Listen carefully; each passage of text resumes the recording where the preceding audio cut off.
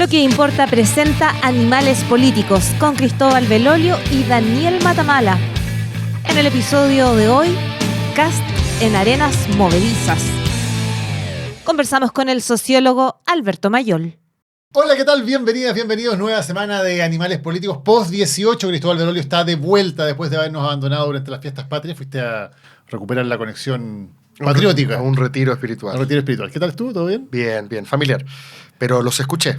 Ya. Los vi y los escuché. Y lo disfruté muchísimo. Por primera vez me senté, digamos, como un espectador, preparé mis cabritas y gocé mucho con la claridad que le conocemos a Cristian Valdivieso y la beta psicoanalítica que le puso Jorge Selume. Así que debo decir que desde mi vereda de espectador me gocé el capítulo pasado. El capítulo de qué se trata esta elección, para quienes no lo vieron, que lo vayan también a revisar. Bueno, pero pasaron las fiestas patrias, comenzó el periodo ya legal de campaña, de propaganda. De hecho, cada candidato también sacó sus lemas.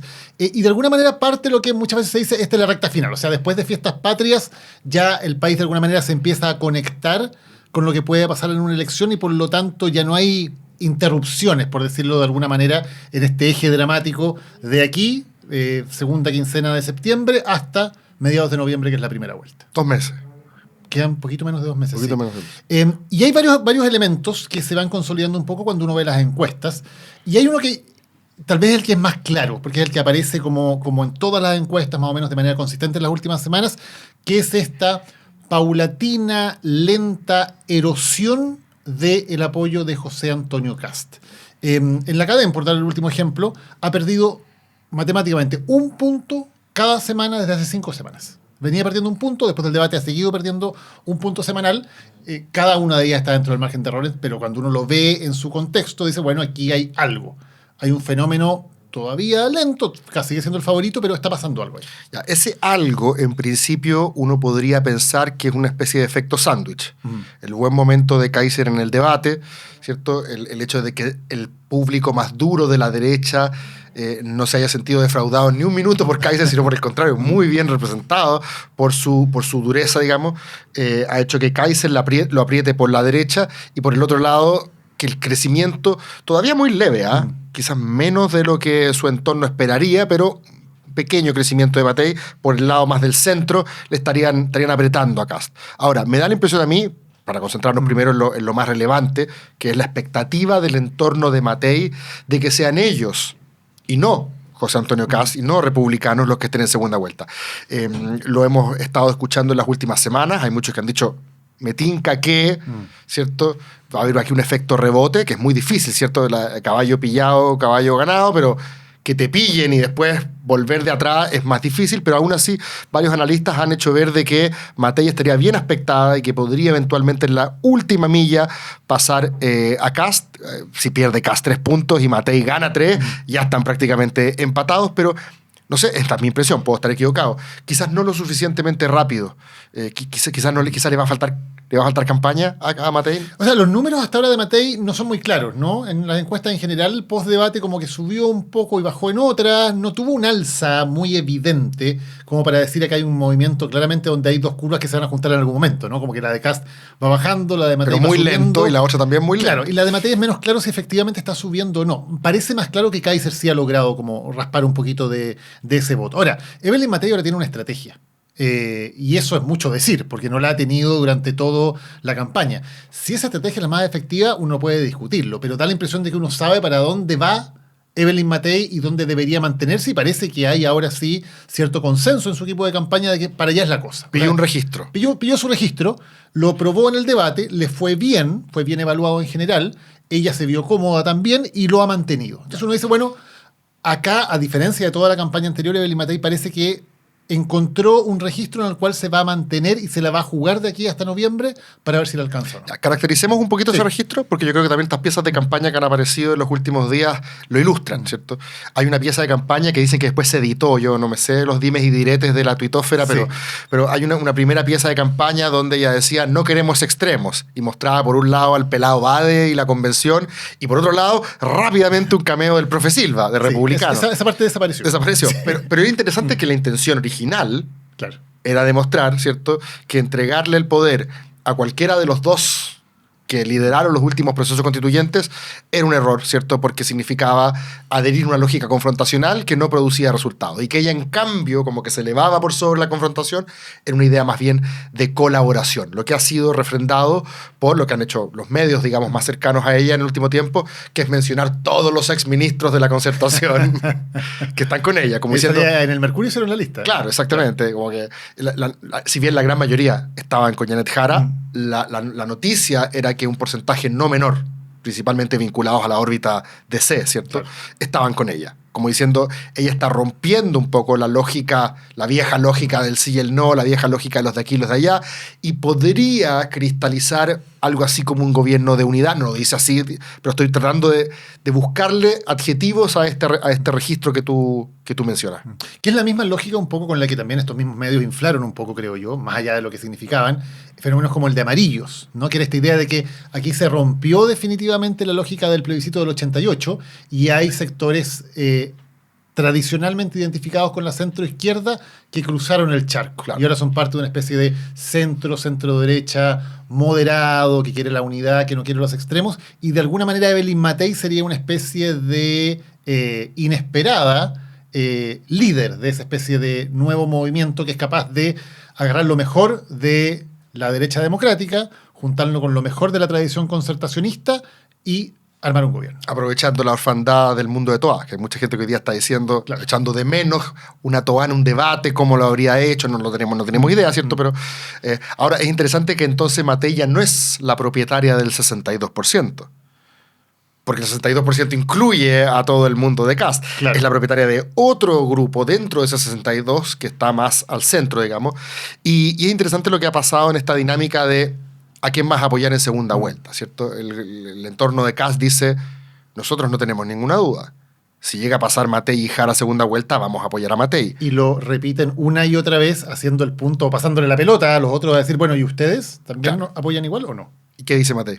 No es clara. O sea, hay una ambigüedad ahí que también tiene que ver con las expectativas de cada uno. Obviamente, para el que cree que efectivamente va a pasar a segunda vuelta, que hoy día lo más probable es que sea Kast, Claro. es mucho de menor costo, digamos, hacer Por esa supuesto. declaración. Al otro lado es distinto y además, claro, si tu estrategia es más bien correrte al centro político, lo que no quieres es partir diciendo, pero al final todo esto da lo mismo, una pantomima, porque en segunda vuelta igual Vamos a votar apoyar para por allá. Kast, claro. ¿No es cierto? Que le quita espesor, le quita profundidad a ese supuesto mensaje que dice, aquí hay dos extremos que son malos, si yo parezco alineado con uno de los extremos. Por supuesto, o sea, está por una parte la razonabilidad, llamémosle así, cartográfica, esta idea de que tú no puedes comprometer votos más de centro para votar por José Antonio Kast en segunda. Esos votos, digamos, van a decidir, algunos van a votar nulo, otros blanco, otros por Jara, y quizás una mayoría por Kast, pero no los puede comprometer. Pero por otra cuestión, por una segunda, digamos, razón, que a propósito de lo que tú dices de subirle el costo, es decirle, bueno, el votante que está pensando en primera vuelta votar por Kast o por Matei y aún no se ha decidido, que tenga muy claro, ¿cierto?, de que no es lo mismo, ¿cierto? De que votar por Kast en primera y ponerlo a él en la segunda vuelta no significa garantizar que le vaya a ganar a Jara. En cambio, si nos ponen a nosotros, dice el comando de Matei, no va a perderse porque ahí vamos a tener obviamente todos los votantes de Kast, si es que lo vemos en una lógica lineal, si es que lo vemos en una lógica izquierda-derecha, que no es tan claro porque yo he visto algunas encuestas, después vamos a conversar con alguien que sabe mucho de esto, ¿cierto? Pero yo he visto algunas encuestas que dicen que en segunda vuelta, si se enfrentara Kast con Matei, no es tan obvio que Matei barre, digamos. O sea, no es una lógica lineal izquierda-derecha tan clásica a la que estamos acostumbrados. Claro, y ahí es donde yo creo que uno puede empezar a ver ciertas fisuras en este relato de Evelyn Matei. Yo veo al menos dos claramente. Una, yo sigo teniendo la duda de si ese público que Evelyn Matei está buscando realmente existe y es tan masivo como para dar vuelta a una elección. Lo hemos conversado un montón de veces. ¿Existe realmente a niveles masivos, digamos, ese público de centro-izquierda que siempre votó por la concertación, que está escandalizado por la deriva, digamos, izquierdista, de que haya una candidata del Partido Comunista, que era un público que se ha ido a buscar muchas veces? Lo fue a buscar Carolina Goich en su momento como candidata de la ADC, no pasó nada, fue una primera vuelta Carolina Goich con el relato de vamos a recuperar la concertación porque los otros candidatos son muy de izquierda. Lo fue a buscar Carolina Toa en las primarias, sin duda, no pasó nada. Y por lo tanto siempre está la duda de si realmente más allá de los programas de conversación, de las editoriales de los diarios, donde sin duda hay mucho de ese público, a nivel masivo es un discurso que penetra o no. Yo tengo serias dudas sobre si Evelyn Matei con ese discurso puede capturar a un público masivo como para dar vuelta a una elección como esta. Ahora, Carolina Goich sacó 8 puntos, si no me equivoco, por ahí, ¿o no? Si Matei tuviera 8 puntos más, alcanza Cast. O sea, digo que no es tampoco en primera vuelta. Ahora, después de esos 8 puntos que votaron por Goich en su momento, quién sabe dónde están a estas alturas. Por supuesto. Pero estoy pensando ahora en otro personaje. Que estén con Kaiser. Claro, estoy pensando ahora en otro personaje que no estaba en los planes de nadie, pero que también es del paladar amarillístico de aquellos que les gusta la moderación, de aquellos que prefieren que tengamos un país unido y no enfrentado. Estoy pensando en lo que antes eran 0,000 puntos de Maine Nichols y hoy día en alguna encuesta son 5. Son 5. O sea, esos 5 pareciera que le están disputando el mismo discurso a Matei y por lo tanto podrían llegar a ser un problema para que ella alcanzara Cast. Yo creo que es muy interesante porque Harold May Nichols se convirtió en un factor en esta elección. Estamos hablando de él. Desde el debate hemos hablado de él todas las semanas. En la Academ sube de 2 a 3 y de 3 a 5. O sea, hay un efecto que va más allá incluso del efecto del día del debate y se prolonga un poquito. Hay que ver qué es lo que hace con eso. Hemos dicho, no tiene una campaña, tiene muchos problemas May Nichols, pero si logra meterse como un candidato que existe, como lo está haciendo en esta campaña, es muy interesante, porque él sí que puede hacer ese tránsito con mucha menor fricción. O sea, me explico. Para un votante de centro-izquierda histórico de la Concertación, ir a votar por Evelyn Matei es un tema. O sea, no es fácil, digamos, ir a votar por alguien que toda la vida tuvo un rol muy protagónico del otro lado, ¿no? Hay un costo importante en cruzar ese charco. Votar por May Nichols, en cambio, que es básicamente Bielsa a los Panamericanos, no tiene costo. No tiene costo, digamos, emocional de decir estoy traicionando mi sector. Entonces, él mucho más fácilmente puede capturar ese electorado. Y claro, le taponea de alguna manera a Evelyn Matei la posibilidad de crecer y convertirse en la candidata que vaya a buscar el voto de centro. Sí, supiera Bielsa que está siendo un factor en esta elección. Oye, pero interesante lo de Maine Nichols porque efectivamente cuando uno va a votar, no siempre vota. Especialmente estoy pensando en un escenario de voto obligatorio, con gente que a la mala, digamos, tiene que ir a hacer esta pega para no recibir una multa. No necesariamente la gente vota estratégicamente por aquel que va a ganar. Eso es parte de los incentivos, ¿cierto? Cuando uno va a votar. Pero hay unos que ocupan la cédula para mandar un mensaje, ¿cierto? Lo hemos hablado varias veces. Muchas veces uno quiere manifestar su bronca y busca quién es el candidato que mejor la vehiculiza, ¿cierto? Con independencia de cuántas posibilidades tenga o no tenga, ¿cierto? Y después nos sorprendemos porque hay candidatos que obtienen un tremendo caudal de votos, más allá de la afinidad programática, es porque ellos vehiculizaron mejor un sentimiento o un mensaje que la gente quería dar en un determinado minuto, por ejemplo, contra los políticos. Entonces me parece que mucha gente ya entiende que Maine Nichols no tiene ninguna chance, pero yo he leído últimamente en las redes sociales, que es un mundo muy, muy pequeño, ¿cierto? Algo así como, es importante votar por Maine Nichols porque es enviar la señal de que ese mundo más bien de centro, más bien moderado, tiene un espacio, existe, vive, respira por lo menos, y le permite a él también creerse el cuento de que a partir de eso puede construir desde el 11 de marzo en adelante y no abandone esto. Claro, estaba pensando que qué podría representar Maine Nichols. Es como una especie de bronca dentro del sistema. No, porque no es la bronca del que dice aquí son todos ladrones, son todos corruptos, claro. Voy contra el sistema y voy por el tipo más fuera del que tira la pelota más lejos de la cancha, ¿no? No, es cansancio contra la adversarialidad, diría yo. Claro, hay una bronca tal vez con el modo de hacer política actualmente predominante. O sea, lo que quieres no es llegar con una hacha y destruir el sistema, sino al contrario, quieres evitar que esta gente que está en la política siga destruyéndolo. Ese es como un poco el mensaje que podría marcar. Maine Nichols se fue de gira al extranjero, se fue a Silicon Valley, fue a hacer ese tipo de recorrido. Claro, en esta semana de Fiestas Patrias. Y habrá que ver en el fondo si es capaz de armar una campaña. Pero pasó las Fiestas Patrias con los chilenos en Canadá. Se dio una vuelta ahí 18 horas.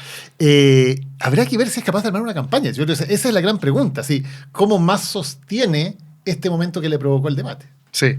Ahora, después de lo que pasó en Bolivia, uno ve que a veces gastar grandes montos en campaña o tener grandes estructuras, por supuesto que importa, pero a veces también son otras cuestiones las que a veces no vemos, ¿cierto? Y se produce. Acuérdense la prueba y rechazo. Cuando un par de noches antes de la elección, ¿te acuerdas la marcha del apruebo? Claro. La marcha multitudinaria, ¿cierto? Y la del rechazo eran 4 gatos. Y esa noche se fueron a acostar los de la prueba diciendo, aquí está el verdadero Chile manifestándose en las calles, ¿cierto? Votando con los pies, por así decirlo. Claro, de hecho, las encuestadoras entraron un poco en pánico y empezaron como a relativizar. Bueno, sí, decíamos que ganaba el rechazo, pero pasan cosas raras, ¿no? La espiral del silencio se manifestó. Hubo todo ese movimiento de asustarse un poco de que podían estar equivocadas. Al Sí. final no pasó nada. Sí, es interesante también ver qué posibilidad tenga de tener cierta dinámica orgánica la campaña, de gente que esté haciendo eso. Yo hasta el momento no he visto mucho. Y para terminar con esta primera como vuelta, ¿cómo ves lo de Jara? No le hemos dedicado ni una palabra en estos 15 minutos. Sí, yo creo que con Jara pasa algo muy interesante. Hay coincidencia, y ella misma fue la primera en reconocerlo, de que lo hizo mal en el debate. Muy mal. Eso generó nuevamente las dudas de si está capacitada en términos de experiencia, en términos de entrenamiento, para estar como en el gran escenario. Las grandes líderes. ¿No? Porque claramente no fue capaz de llevar su mensaje ni en forma ni en fondo. Es debutante, no ha estado en esa circunstancia y por lo tanto eso generó muchas dudas. Lo que más me llama la atención de Jara después del debate es que básicamente no pasa nada en los números. Y eso me recuerda mucho el fenómeno de Boric. El gobierno del presidente Boric ha tenido una particularidad, que se mueve muy poco. O sea, en sus grandes momentos no sube demasiado. En sus peores momentos, cuando parece indefendible lo que está pasando, tampoco baja un El cierto piso. 25 O sea, y el 35 está... hay una especie de voto duro, muy firme, que puede decir, como alguna vez se decía... Esto será una mierda de gobierno, pero es mi gobierno. Exactamente. ¿No es cierto? Está como esa lógica de que da lo mismo, puede que haya hecho las peores cosas, pero igual estamos ahí. ¿no? Claro, al frente está Casti, Claro. como estos son los míos. Y al revés, tiene también un techo muy bajo porque hay muchísima gente que no le reconoce ni una, digamos. Por supuesto. O sea, con este gobierno por ningún motivo. Por supuesto. Me da la impresión de que a Janet Jara le pasa algo muy similar. O sea, Porque tiene más pocos competidores en ese espacio. claro, porque hay un voto muy duro que nadie le está disputando, que la gente que básicamente está a favor del gobierno, le entiende que es la candidata del gobierno, lo apoya. Y listo. Tampoco hay nadie que le discuta, porque Enrique Jominami desperdició su oportunidad, claramente. Entonces, como que aunque lo haga mal, aunque tenga graves problemas la campaña, hay un piso del que me parece que no baja. Y ese piso le asegura, sin duda, pasar a segunda vuelta. Pero da la impresión también de que tiene poca posibilidad de seguir creciendo. Eso es lo que me llama la atención de los números después del debate. Oye, después de esta primera panorámica, Daniel, te invito a que conversemos con nuestro siguiente invitado, que se peina no solamente en las encuestas, sino que además en análisis sociológico fino de lo que está ocurriendo en la elección. Estamos de vuelta en Animales Políticos como todos los lunes. Nuestro siguiente invitado no requiere presentación, creo que hay un programa que se llama así, sociólogo, consultor, profesor universitario, además tiene su propia encuesta, lo conocen seguramente bastante bien. Se llama Alberto Mayol y está aquí con nosotros. Un placer, Alberto. Gracias, Cristóbal. Gracias, Daniel. ¿Qué tal, Alberto? ¿Cómo estás? Muy bien, muchas gracias. Bueno, hablamos un poco de cómo se ve esta carrera. Sí. ¿Dónde crees que estamos en la carrera ya terminadas las fiestas patrias y comenzado esta especie de recorrido de aquí a noviembre? Mira, estamos en el momento en que cambió el escenario. Fíjate que pasó lo siguiente. Nosotros seguimos, lo más conocido, lo cuantitativo, pero seguimos haciendo cualitativo todo el rato. Hubo un momento, julio, ¿no?, en que tú mirabas el escenario quali y quanti y todo era cast. Todo era seguridad, ¿ya?, con pequeñito de economía, ¿ya?, y se veía, y tú mirabas como el campo semántico, y el campo semántico era el lugar donde vive Cast, era su casa. ¿Ya? Tú hacías un cuadradito semántico y te quedaba al centro Cast. No se veía por dónde. No se veía por dónde. Y pasa una cosa muy loca, y es que a inicios de agosto, José Antonio Cast cambia de estrategia. Que es una cosa rarísima. O sea, te está yendo increíble con una estrategia que ya 6 meses perfecto. ¿Ya? Y cambia de estrategia.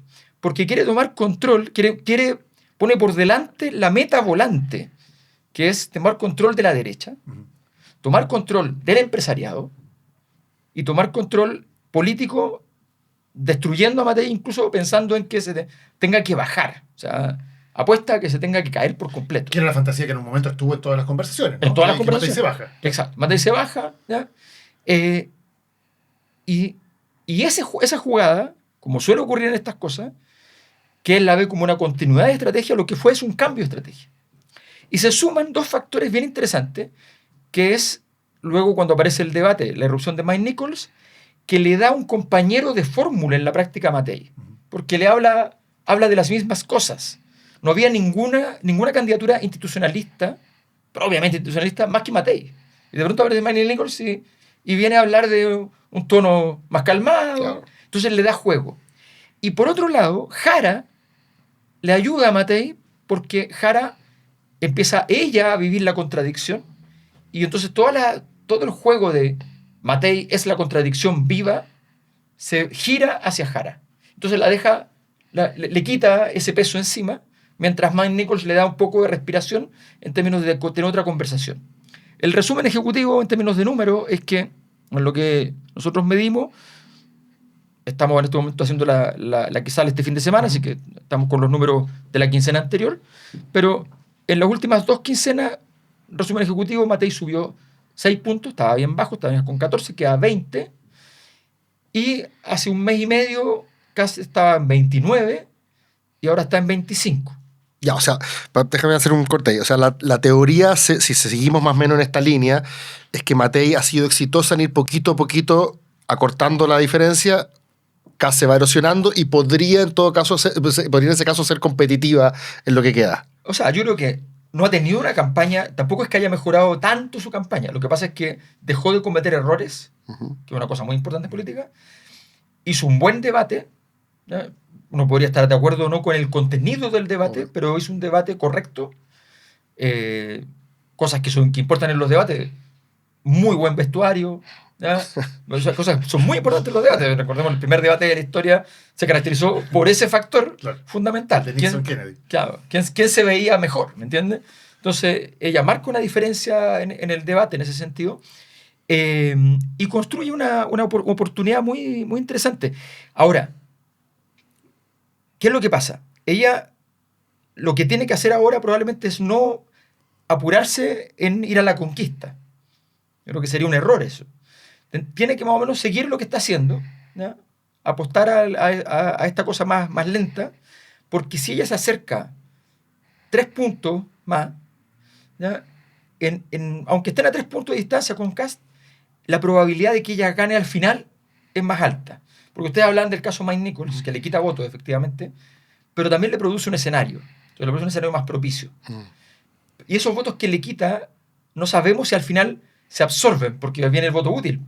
Sí. Viene el momento del voto útil. ¿Y cómo crees tú? Es bien interesante lo que me señalas, porque el cambio en la estrategia de Kast no es un cambio en la dimensión programática. No. ¿Cierto? No es que le empiece a hablar de cuestiones. No es que vuelva a hablar de que el cambio climático es mentira y que las vacunas no sirven. O sea, ese campo programático parece que ya se la regaló a Kaiser, ¿cierto? Sino que es un cambio estratégica que tiene que ver más como una especie de ambición hegemónica, por llamarlo de alguna manera. Sí. No ser un outsider que viene, sino que decir, ¿sabes qué más? La derecha es mía. Y comete el error que han cometido todos todos los que están en la punta, que de repente se ponen a hablar de sistema político. Empiezan a hablar de otros políticos, empiezan a hablar de partidos políticos, y la gente te conecta de una. Pero así eso se acaba en 2 segundos. ¿Tú crees que lo de los bots pudo haber, no tanto por el tema de los bots, sino por asociarlo a prácticas, ¿cierto? Sí. Sucias. Cuestionables? Sí, no, el tema de los bots le pegó a Kast, le pegó. Lo que pasa es que le pegó quitándole magia. Que claro, que no es una cosa que tú ves que se desplome el número, pero lo que pasa es que después te cuesta mucho seguir conquistando.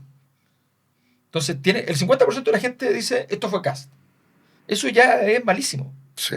Y Alberto, esta especie de incipiente recuperación de Evelyn Matei tiene que ver con lo que hablábamos un poco antes de votantes más bien de centro, más identificados con la concertación que pudieran ir por ella, o le está peleando los mismos votos a Kast que van un poquito de un lado para el otro. Ese es un súper tema, porque la duda que tú planteabas es...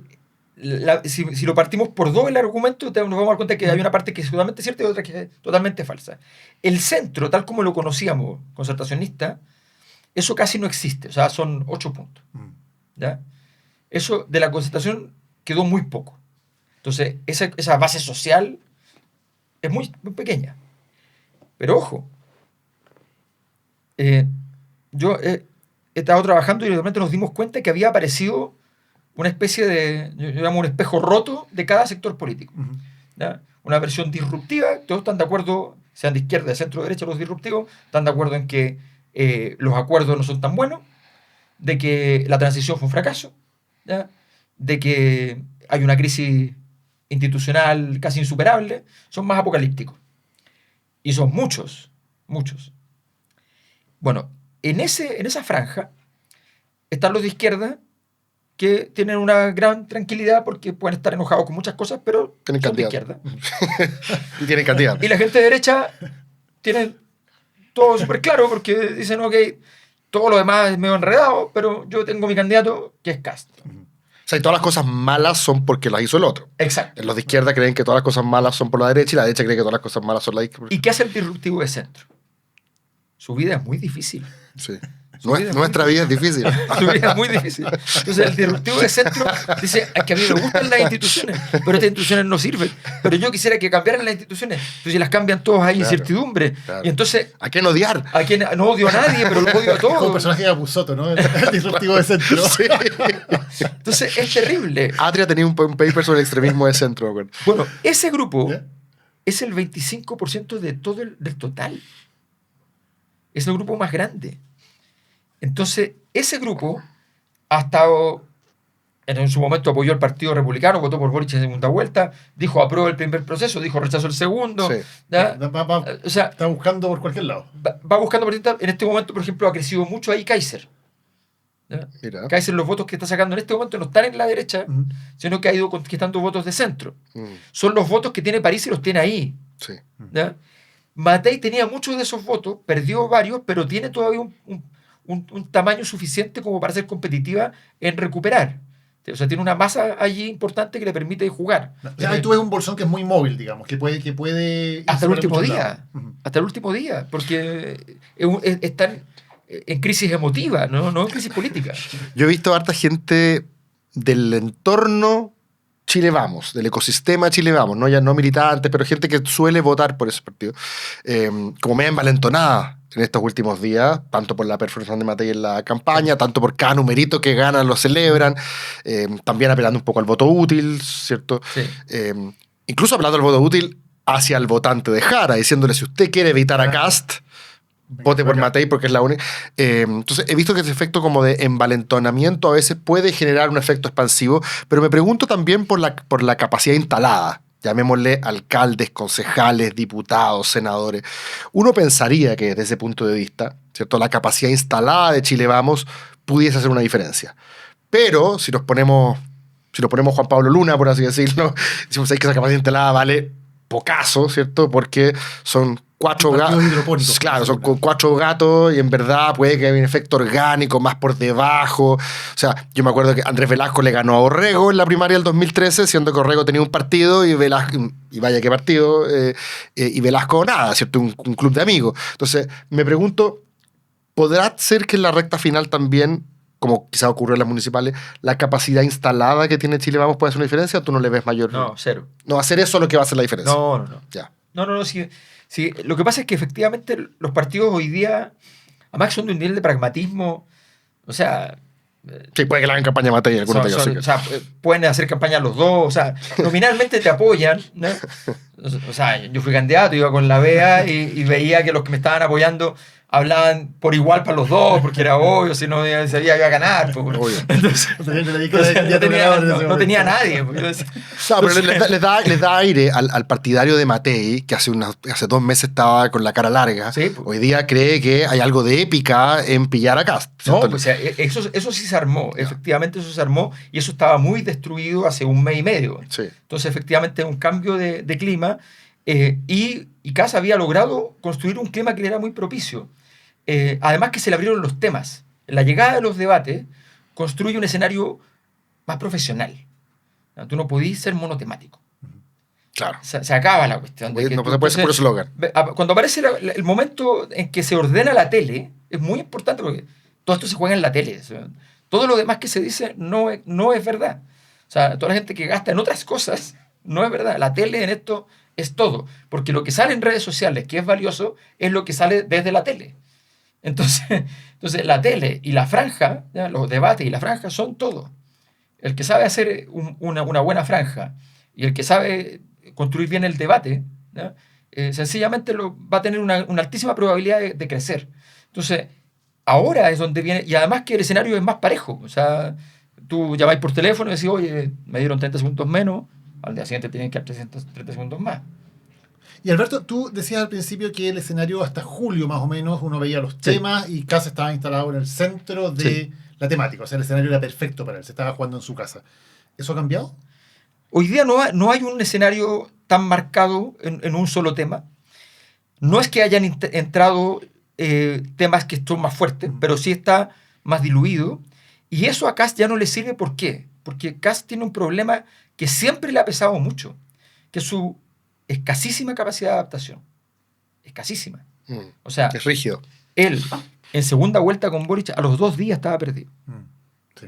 ¿Ya? En el Entonces Consejo, se fue a Estados Unidos. claro, en el Consejo Constitucional se encuentra con el triunfo, toma una decisión táctica que era compleja, que era ir a la cuestión para poder hacer crecer el partido, le crece tanto que es un problema, no sabe qué hacer, nunca supo qué hacer con eso, ¿ya? Si quedarse con la Constitución que existía. Yo pensé que lo que iba a hacer una cosa más valiente, que iba a ser como, no voy a hacer propuesta constitucional, Claro, quedémonos con el anteproyecto. porque se podía hacer. Sí, Se podía votar para no hacer propuesta constitucional. Se podía quedar con el anteproyecto o se podía quedar, decir, no, del Consejo no sale ninguna propuesta porque no llegamos a nada que sea mejor de lo que hay. Ya está. claro. ¿Ya? Eso era lo más valiente, digamos. Y luego, si tú te fijas, en general, de hecho, por eso en toda la contingencia normal no aparecen las candidaturas. Entonces a él le cuesta llevar cuando hay novedad. De hecho, desde el día que llegó al primer lugar, empezó con problemas. Al final, al principio los aguantó y ahora ya se le convirtieron en un Claro, asunto pero más él ha difícil. tenido en esa rigidez, Alberto, o en esa inflexibilidad, o en esa situación de ser más o menos parecido, ¿no?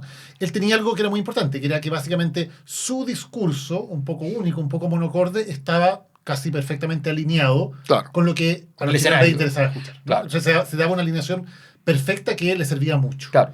En la medida en que el escenario cambie un poquito, para él es muy difícil como flexibilizar ese discurso para acomodarlo. ¿Sabes lo que le pasó? Es que él nunca ha sido realmente una persona de libre mercado así sólido. No ha sido lo suyo. Lo de él es como la derecha más tradicional, en realidad. ¿Ya? Entonces, tiene el apellido del mundo neoliberal, por ejemplo, pero no es alguien que defienda eso con conocimiento de causa. Primero, porque no es una persona que sepa economía, no tiene expertos económicos importantes. Entonces él tiene ahí un pasivo. A él los votantes le endilgaban que era bueno en economía y punto porque era de derecha. ¿Ya? De repente aparece que la economía hoy día, lo que está pasando es eso, que hoy día la economía es el tema para la gente, para efectos de voto. El tema de seguridad ya pasó porque lo intensificó tanto, lo ganó tanto, que ya quedó como un higiénico. Entonces ya todos más o menos ofrecieron las mismas cárceles en la isla, en donde sea, ¿ya? Y ya todo más o menos se unificó. Entonces él se encuentra en una situación en la cual ya, bueno, es un commodity y tiene que salir a hablar de economía. Hoy día, por primera vez, desde que yo mido eso, siempre mido 4 valores, nunca había estado en primer lugar Progreso. Nunca. Lleva 3 meses Progreso en primer lugar. Eso nunca había ocurrido. ¿Y tú crees que eso le podría favorecer más a Matei, no solo porque ella es economista, que es una cuestión Sí. que a veces puede dar lo mismo, digamos, Sí. pero porque ella ha sido muy insistente en la idea de que el mayor capital técnico del sector está de su lado? Sí, eso le sirve más. A ella siempre le sirvió más. Se equivocaron al principio en el diseño de campaña porque era evidente que lo que ella tenía era valoración por la gestión, valoración por lo institucional y valoración desde el punto de vista de los equipos tecnocráticos. Claro. Todo eso era su fortaleza. Mm. ¿Ya? Ella trató de salir a parar a Kast Con eso. en su terreno y Kast llevaba 8 años jugando ese partido. Mm. No tenía mucho sentido ir allí. Sí. Y bueno, hubo un momento en el debate también que eso un poco se cristalizó, ¿no? Que es cuando Matei le hace esta pregunta a Kast sobre el ajuste fiscal. Y creo que es un muy mal momento de Kast, que Muy se mal. enreda, se equivoca en los números y parece como que le estuviera tomando una lección Matei. Sí. Que más lo hace en un tono muy calmado, ¿no? Como la Sí. profesora paciente, el alumno no se aprendió la lección, pero no importa, lo corrijo en las cifras. Entonces, en ese momento que era el enfrentamiento directo de Matei y Kast, ella además elige llevarlo a ese tema. Sí, Porque era una de las grandes preguntas. Le tocó a Matei preguntarle a Kast, es su momento estelar. claro. ¿De qué le va a preguntar? ¿no? Claro. Bueno, elige llevarlo a economía, interesante. Sí. Y le saca una gran ventaja ahí. Entonces, hay un enfrentamiento ahí que si el tema económico empieza a primar, esa imagen en el fondo, Le puede servir. Matei puede usarla. Claro, y además lo que ustedes hablan del tema con Jara, hay una cosa bien interesante. ¿Eh? Si pasa Kast con Jara, de Matei, un tercio de los votos, o un cuarto, depende de cuando esté sacando, entre un tercio y un cuarto, se va a Jara. Sí, claro. ¿Qué es lo que haría que ella Votos pasara? de ella. ¿Qué es lo que ella pasara? ¿Qué es lo que haría que ella pasara de 30 a 40? Y como, No estoy hablando de los votos del resto, estoy hablando de los votos de Matei. sí, sí. ¿Por qué? Porque efectivamente hay todo un sector, ¿ya? El voto concentracionista Matei lo tiene hace rato, existiendo Toa incluso, ojo, Mira. ya en ese momento tenía el voto concentracionista, eso lo tenía. No era todo, pero tenía casi todo, tenía 3/4 del voto, y ahora lo tiene entero. ¿Ya? El humanismo cristiano, por lo menos. Entonces, Podríamos llamarlo para caracterizarlo. claro. Y luego ha ido logrando capturar votos más allá. De hecho, el problema de Matei en ese sentido, en términos de campaña, si tú piensas como en términos de cómo se diseñan las campañas, su problema es que en un momento ella perdió tener un corazón de votos concentrado. Un lugar que tú digas, este es el epicentro. No tenía epicentro. Hay un momento en que queda dispersa por todo el sistema político. Sí, Evópoli era lo más cercano que tenía una Claro, especie. claro, pero en el fondo, a ver, es que eso es súper interesante porque si efectivamente hoy día, si tú ves los votantes, ella no es un candidato de derecha. Sí, por eso digo que y por eso digo Evópoli también Claro. como Sí, medio pues, serio, medio en broma, Evópoli tampoco medio- cabe dentro medio del serio, medio en paquete. broma, porque claro, están más allá de René y la UDI. De hecho, para la gente del No, mundo eso- de Cast, estos tipos son unos progres, ¿cierto? Sí, claro. Ahora, No, y Alberto, quiero poner otro tema que está un poco en la periferia, porque evidentemente las campañas nunca se tratan de política internacional, pero es sobre todo en esta campaña ha estado muy la idea de también Kast tiene a su favor que viene como montado en esta especie de ola internacional de derechas radicales que eran parte muy importante de su discurso y que con Trump, con Bukele, con Milei la llevan, digamos, ¿no? Y también ahí en los últimos meses ha habido un cierto cambio en esa especie de marea.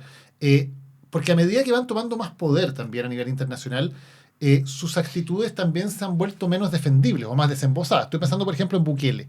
Hasta hace un par de meses, día por medio, había un político chileno diciendo yo soy el Bukele chileno. exacto. Hoy día que la cosa ya se puso, que claramente Bukele ya está reprimiendo a la oposición, ya tiene la reelección indefinida, se escucha mucho menos de eso. Nadie lo nombró. Claro, Bro. deja de existir un poco Bukele Claro. como un referente tan claro. Trump, un poco lo mismo, ¿no? Sí. La derecha celebró en Chile el triunfo de Trump. Ahora, chuta, que los tratados de libre comercio, que los aranceles, hay más dudas, hay más resquemores con Trump. Bolsonaro está preso.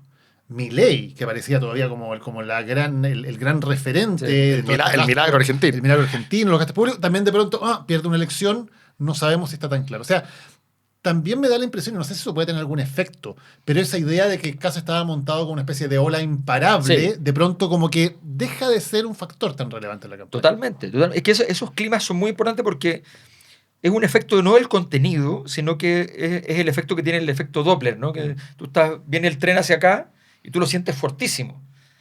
Pero cuando el tren pasó, lleva 1 metro y ya suena 1/4.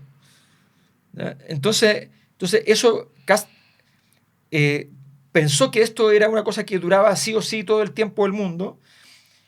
De hecho, hasta hace 3 semanas me toca mucho ir a conferencias del mundo empresarial y qué sé yo. Y hasta hace 3 semanas siempre apareció un conferencista que decía Chile tiene que imitar lo que está haciendo Argentina, Chile tiene que...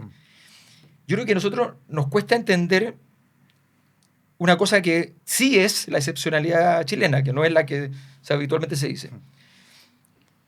Y Chile es un país donde la gente se emociona hablando de instituciones. Tú le haces un discurso institucional y es como... Sí. Es lo que decía alguna vez Gabriel García Márquez, ¿no? Que lo que él más le llamaba la atención cuando venía a Santiago es que en la calle vendían copias del Código Civil, Claro. de las leyes, ¿no? Pero- que un Qué país- romántico decía él. Claro, sí. Es una cosa fantástica, pero además tú haces un discurso institucional y que para otra parte dicen que bueno el discurso institucional, y aquí es como una emoción, tú sientes, o sea, yo trabajaba en el Banco del Estado unos años y trabajaba en el centro y veía a la gente todo el día yendo a pararse frente a los carabineros de la moneda a contarle su historia. Entonces después le preguntaba, ¿qué les contaban? Y era como la historia institucional de las personas. Yo trabajaba y aquí al frente, y estaba en la caja de empleados particulares, o estaba en la caja de empleados públicos, y está la historia institucional del chileno. Entonces esa cosa es muy potente.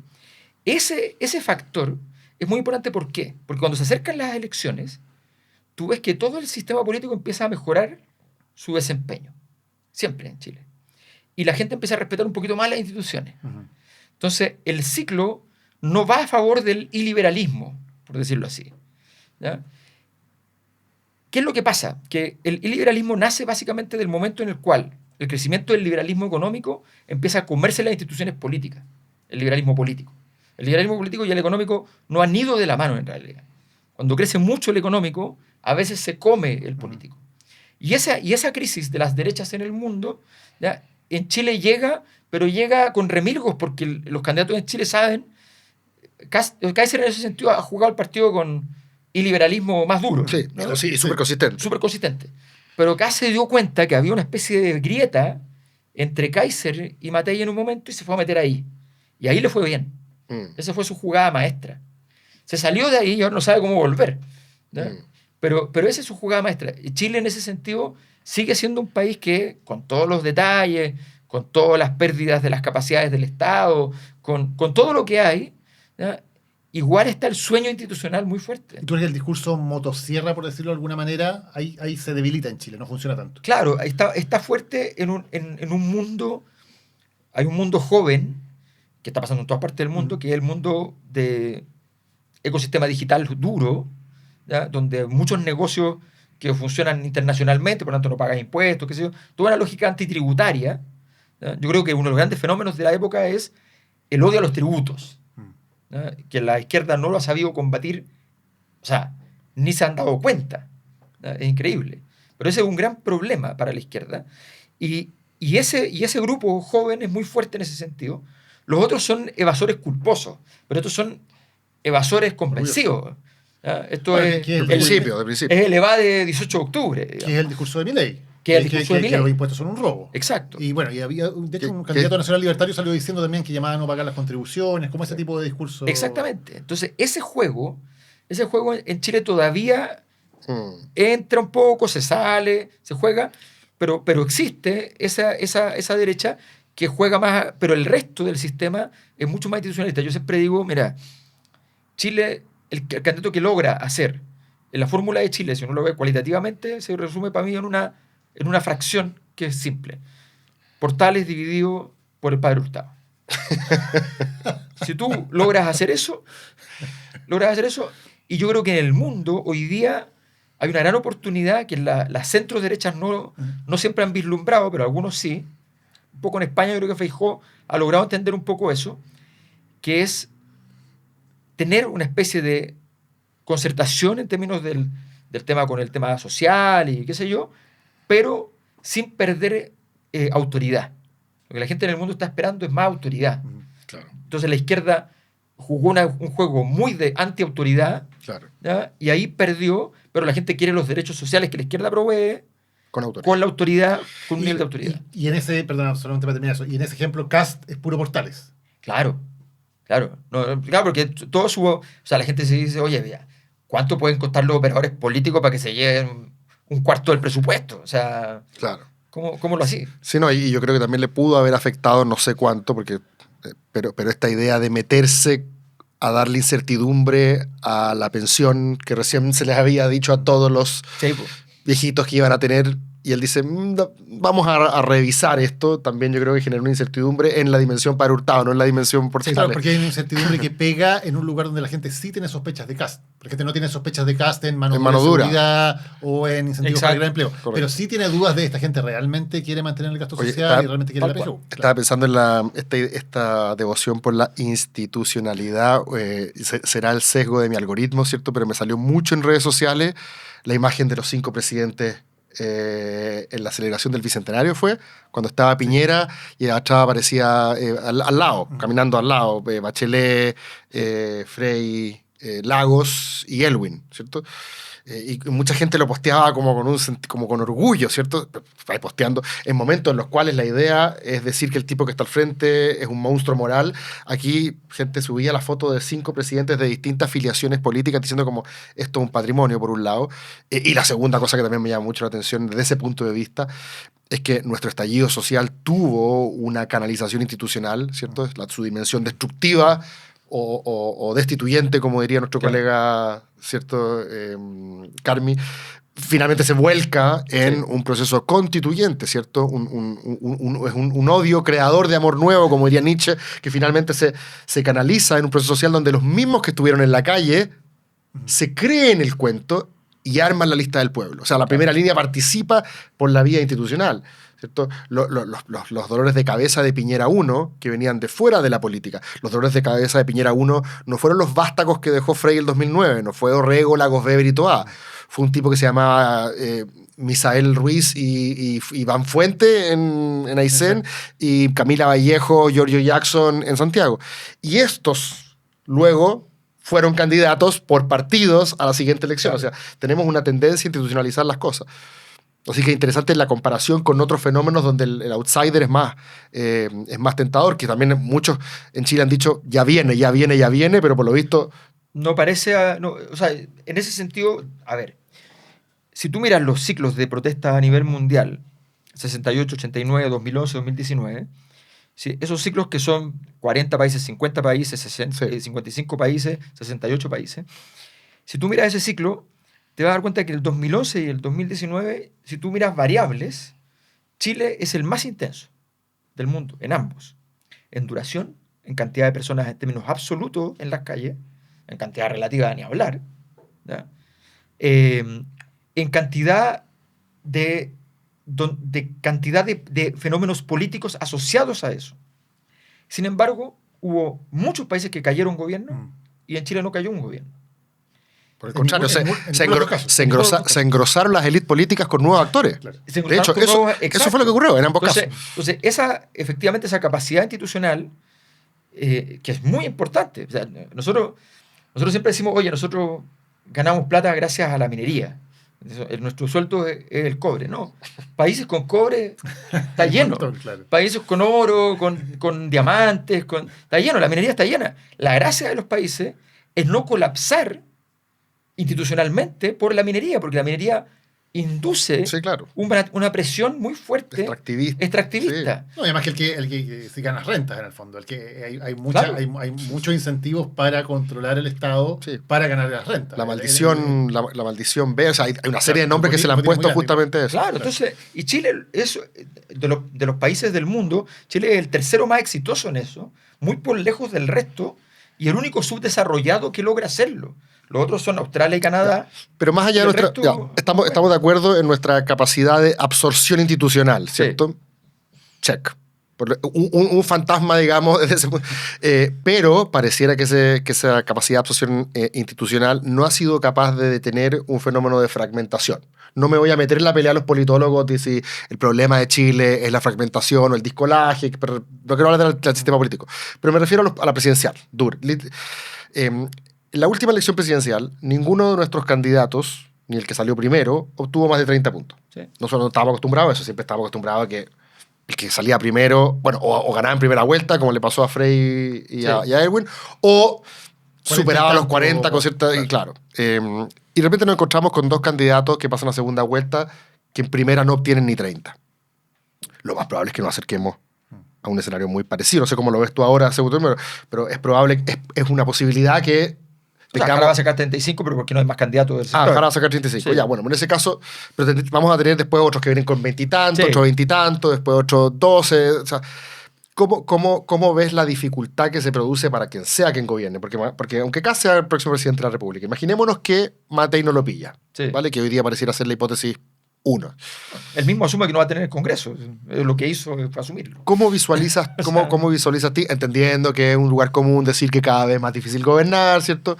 Y que el mismo Kast ha dicho que él no va a dar la batalla cultural, que no va a cometer el mismo error de la segunda convención, ¿cierto? De que y la idea de gobierno de emergencia, que se ha hecho una exégesis para ver qué diablo quiere decir. ¿Cómo ves tú que se plantea Kast en un gobierno donde en primera vuelta saca 25 puntos, 26 puntos, en segunda logra la mayoría. Imaginémonos que con cierta ventaja para simplemente darle el punto. Sí, ¿sabes qué? Lo que pasa es que, a ver, voy a terminar con Kast, pero creo que Sí. es necesario hacer el prólogo Sí, respecto dale. al... Claro, o sea, esto es una crisis de legitimidad que lleva 14 años, con una alta probabilidad de que no hayamos llegado a la mitad. ¿Ya? No porque así es la vida, sino porque lo hemos hecho mal. Ya. ¿Ya? O sea, no porque siempre es así. Pero puede ocurrir que dure 30 años esto. Porque ya ocurrió en 1910, ¿ya? Donde la crisis, más o menos el 38, tú puedes darla por superada recién. Sin necesariamente afectar nuestra capacidad de absorción institucional.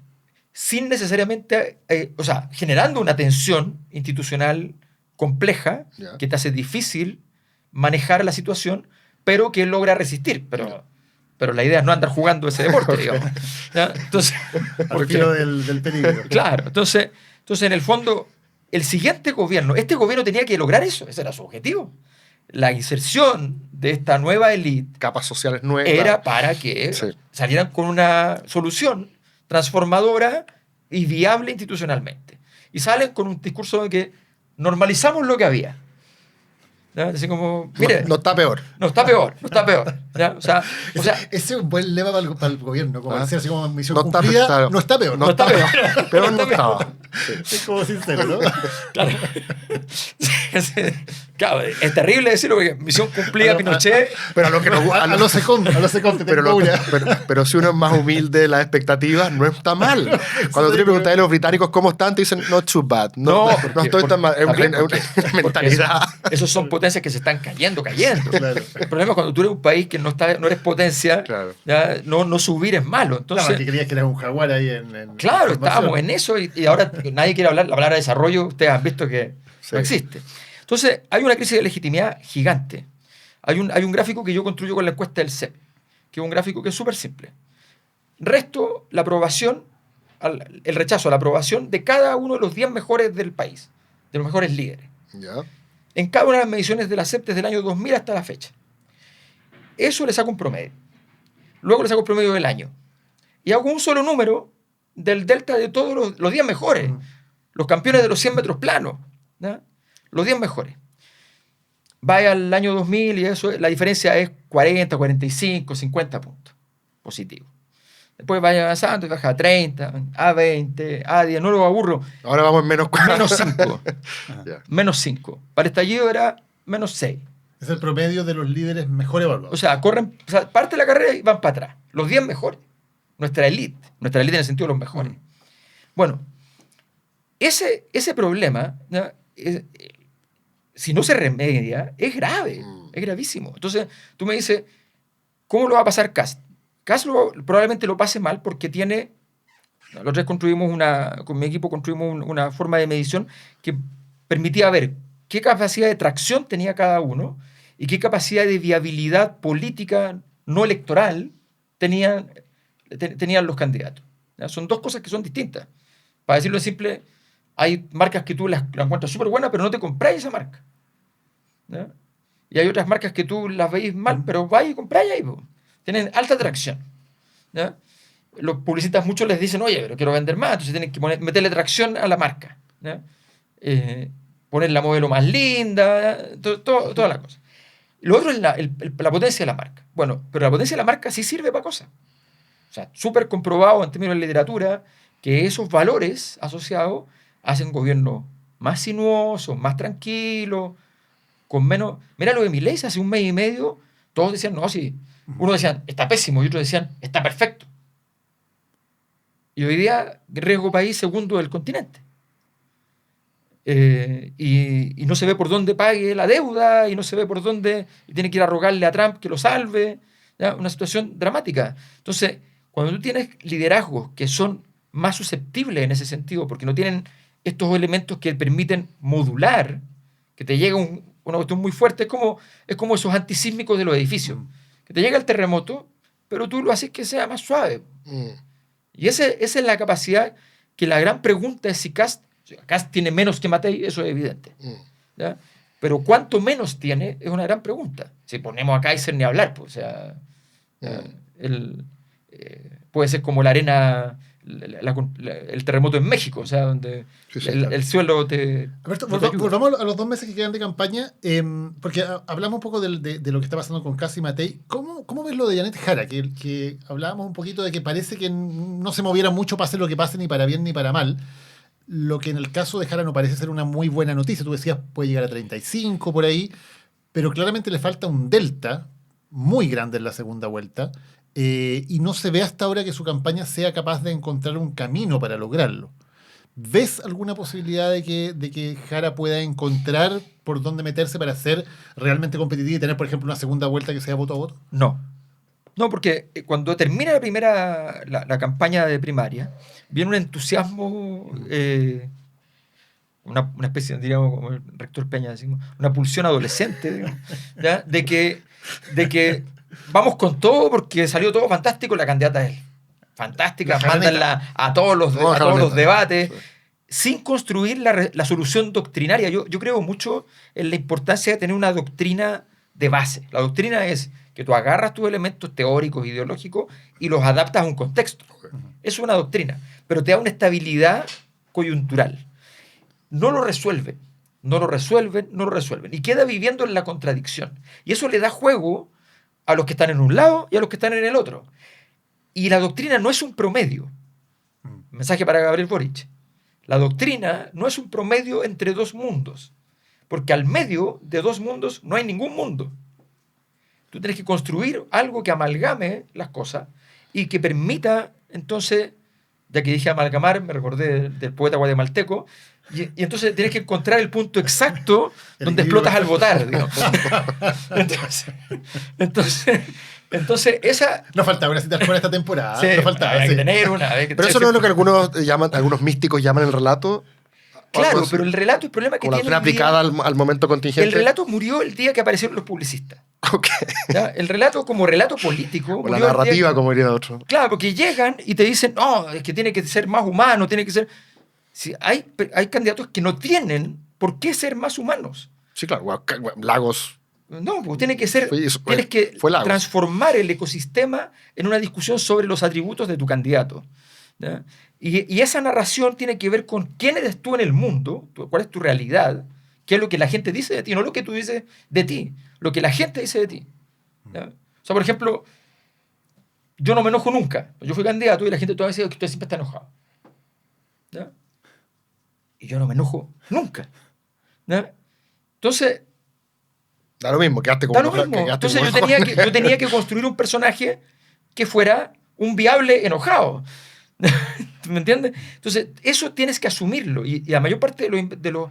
Todos se quieren gastar la plata en las redes sociales, nadie se investiga, nadie sabe quién es para la gente. Ya, pero Jara, Entonces, Jara no hizo la pega Ver el originalmente. vaso medio lleno para el jarismo. Uno podría decir que en la dimensión biográfica, al menos, ella fue capaz de transmitir de que no era la élite. Lo medí, Ya, pesa un 18%. pesa un 18% en... La gente no le importa de dónde venga. Ya, o sea, su extracción popular o nacional popular, como algunos Le le han sirvió llamado. primaria. Ya, perfecto. Se Ya. acabó. Eso se agotó. Y la falta de la construcción de esa aplicación doctrinaria a la contingencia, a Claro. la visión del país, de dónde nos va a invitar a soñar. Esa es la parte que no se ha construido. ¿Qué te parece a ti esta idea de... Ella fue ministra del Trabajo, donde se notan los pocos logros de este gobierno. Esta idea como de llegar a fin de mes, esta idea del costo de la vida. ¿Tú crees que en torno a eso podría generarse algo o crees que no va a dar? No, sí da, pero lo que pasa es que el que resolvió ese problema, el que entendió ese problema diciendo lo contrario en términos verbales fue Sebastián Piñera. Cuando mete la PGU, él sabe que en el fondo esa que llega por pensiones, eso se traduce... A ver, si la PGU son 200 lucas. ¿Ya? La necesidad que tenían los viejitos por aproximación, porque obviamente no tenían cómo hacerlo, se habían acostumbrado a vivir con 70, 90 lucas extra, que los hijos entre todos les juntaban. ¿Ya? Pero ahora le sobran 100. Po.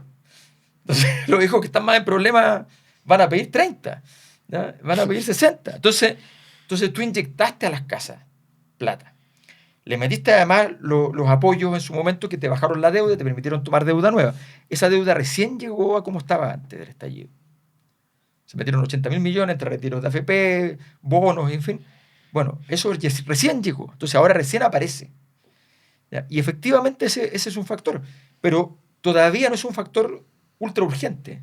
Y si tú no eres capaz de generar crecimiento, el chileno tiene súper claro que eso no... Si no va a crecer el país, no va a ocurrir, porque ya le ocurrió que cuando el país creció al 1%, lo que le pasó es que la bicicleta le falló, porque subieron las tasas de interés, ¿ya? Aumentó además la inflación, y te encontrabas ahí en la situación en la cual no te daban crédito, o si te lo daban muy caro, y tu sueldo no crecía al 3%. Ya, pues toda esta explicación macroeconómica me parece un discurso que le acomoda más a Matei que a Jara. A Jara como que le acomoda más la transmisión del dolor. Jara. Claro. Si ese problema tiene Jara, mira, si tú miras, los datos son brutales.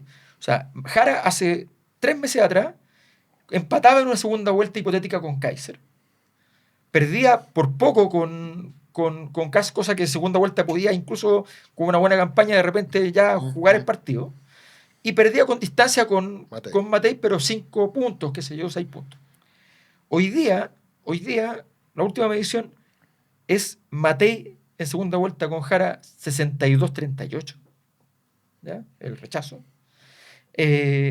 Con Kast 56 contra 44. O sea, raya para la suma. Y Kaiser 54. O sea, raya para la suma el que pase entre el que pase entre Matei y Kast es el próximo presidente de la República. Totalmente. Y ese es el gran problema que tiene que resolver Jara, porque tiene que inyectar de espíritu a todo un conjunto de votantes que están yendo porque es la coalición, porque no les gusta tanto Jara, y que de repente dicen, bueno, si me voy para otro lado, me voy a Mike Nichols, me voy a hacer... Hasta Matei para evitar a Kast. Me voy a Matei para evitar a Kast. Eso ya pasa. O sea, ya está pasando en términos yo lo veo en las entrevistas, lo vemos en la encuesta, Sí. y lo ves en un café, te sentás en un café y te llega alguien, no, yo soy de centro izquierda, pero ya estoy acostumbrándome. Y Alberto, ¿hay algo que Jara puede hacer de aquí a noviembre para, en el fondo, frenar esa situación? ¿Hay algún cambio de giro, algún cambio de estrategia que pudiera intentar para al menos cambiar el tono de la conversación, que hasta ahora no se ve favorable a ella? Mira, hay varias cosas. Hay una patita que a la derecha le acomoda hoy día y que, sin embargo, históricamente es una patita que la izquierda la ha manejado bien, que es el tema del mérito. Entonces, jugar el partido en el tema del mérito es interesante. Jugar el partido en términos de salirse del discurso más gobiernista y plantear el tema de la crisis de la infancia es un tema interesante. Pues, es interesante para todos los que están como en una posición medio intersticial, difícil, complicada, te puede servir. Le sirve a una Evópolis, le puede servir a Jara, ¿entiendes? Claro. Entonces... O sea, si seguridad no es lo tuyo, busca temas que en el margen pero incluso puedan... en seguridad tú puedes tener un discurso, porque tienes que tener uno. Sí, no, y después todos, como tú dijiste, ya ejemplo. todos de alguna manera ya lo tienen. Claro. ¿Quién fue más duro con los inmigrantes en el debate? Me costaría... No, de hecho, claro. además... Pero tienes que encontrar un punto, por ejemplo... A ver, cuando tú miras la teoría, por ejemplo, de tolerancia cero en Estados Unidos, es una teoría que tiene un lado bien de derecha y tiene un lado bien de izquierda. Porque tiene que ver con la inversión urbana, con la mejora de la ciudad, con pintar todo, con mantener todo muy limpio, ¿ya? Y eso es gasto público. Sí, claro. Entonces, la teoría de la ventana rota, como claro, la teoría de la ventana rota. Y comunidad, rota, comunidad, como dirían los otros. Rompen todo el auto, y si no está la ventana rota, el auto puede estar 6 meses ahí y no le pasa nada. Correcto. Entonces, esa teoría, que además es sociológicamente muy cierta, es el corazón de la teoría de la tolerancia cero. Pero la derecha se va por el lado punitivo, ella podría irse por este otro lado. ¿Ya? Pero no lo han construido, como te das cuenta que no han hecho la pega doctrinaria de ir a construir algo que resuelva el problema, esa tensión. Nos quedan pocos minutos, Alberto, pero me gustaría hablar de los otros candidatos que hoy día aparecen en un rol secundario y que de repente como que van apareciendo como factores en la campaña, ¿no? Sí. Hemos hablado un poquito de Kaiser. Parisi daba la impresión en un momento que parecía como un gran factor y luego como entraba una especie de meseta, ¿no? En la cual como que no ha logrado nada nuevo, no destacó en el debate.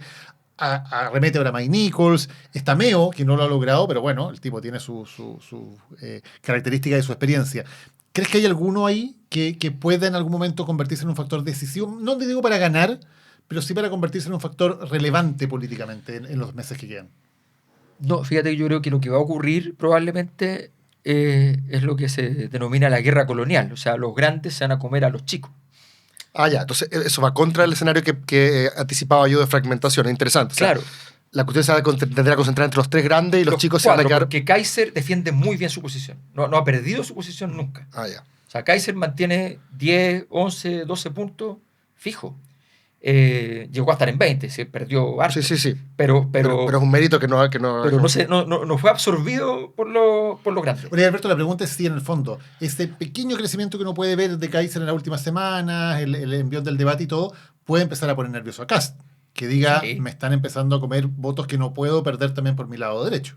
Que al principio se le celebraba a Kast Claro. que había sido capaz de manejar la irrupción de Kaiser de manera muy inteligente, porque en vez de ponerse nervioso, cuando Kaiser marcaba 20, lo había, como Camilo Fere decía, lo había matado a besos, le había dicho bienvenido a esta lucha contra la derechita cobarde, y de alguna manera así lo fue disminuyendo, pero ahora, si es que empieza a crecer, vuelve a ser un problema. Los que le quite Kaiser es un problema.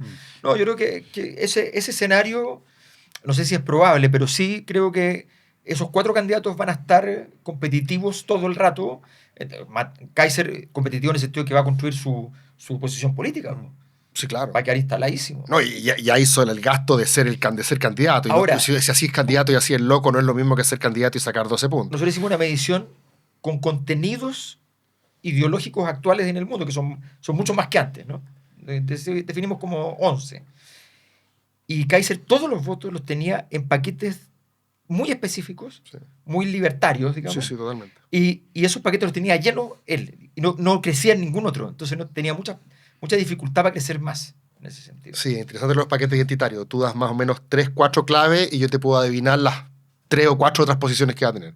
Dime tu posición en inmigración, aborto, control de armas y cambio climático, y yo más o menos puedo adivinar qué pensáis de vacuna, en tamaño del Estado. O sea, los impuestos. Exacto. O sea, más o menos son paquetes identitarios que hoy día ordenan la política en Estados Unidos y en muchas otras partes en Europa, y me imagino que fenómenos similares se están dando acá. Y eso perdón, facilita como mantener muy fiel ese bolsón de votos, porque tú sabes exactamente lo que tienes que decirle a esa gente para mantenerla fidelizada. En ese caso. Y hay muchos que creen que esto también tiene que ver con las famosas guerras culturales, donde finalmente tratas de que todo en tu vida tenga una cierta coherencia. Entonces, incluso la manera como tú aprecias el cine tiene que estar de alguna manera dominada por estos paquetes. Te compras el país de completo. Correcto. Eso es lo que...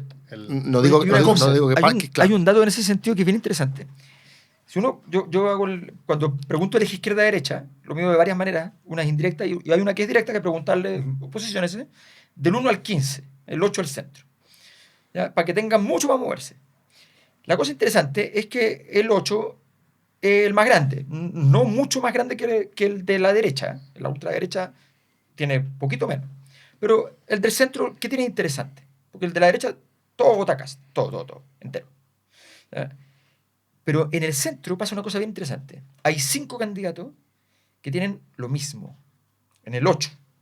El 8 no está ni cerca de la centro-derecha ni cerca de la centro-izquierda. El 8 es otro mundo. Existe. Hay vida. Existe el centro-centro. Eso, pero están divididos en 5 candidatos. O sea, la pega de Matei es ir a... tomarse ese lugar. Que sea de ella. Claro.